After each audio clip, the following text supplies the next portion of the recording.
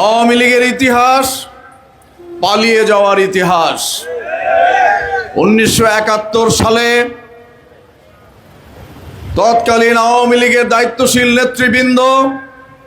যখন মানুষ স্বাধীনতার ঘোষণা শুনতে চেয়েছিল, তখন তারা সেই দায়িত্ব পালন না করে তাদের নেতারা কেউ আত্মসমর্পণ করেছে এবং কেউ ভারতে পালিয়ে গিয়েছে, কিন্তু স্বাধীনতার ঘোষণা দিতে সাহস পায় নাই। সেদিন আমাদের নেতা,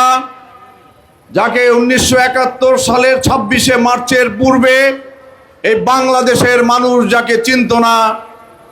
আমাদের সেই নেতা, বাংলাদেশ জাতীয়তাবাদী দলের প্রতিষ্ঠাতা শহীদ রাষ্ট্রপতি জিয়াউর রহমান দেশ প্রেমের অমর চেতনায় উদ্বুদ্ধ হয়ে 7.5 কোটি বাঙালিকে বাঁচানোর জন্য, প্রতিরোধ গড়ে তোলার জন্য,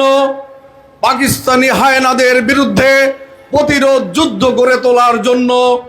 তিনি ক্যান্টনমেন্ট থেকে বিদ্রোহ ঘোষণা করে কালুরঘাট বেতার কেন্দ্রে গিয়ে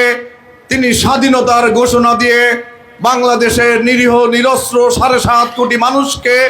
প্রতিরোধে ঝাঁপিয়ে পড়ার আহ্বান জানিয়েছিলেন।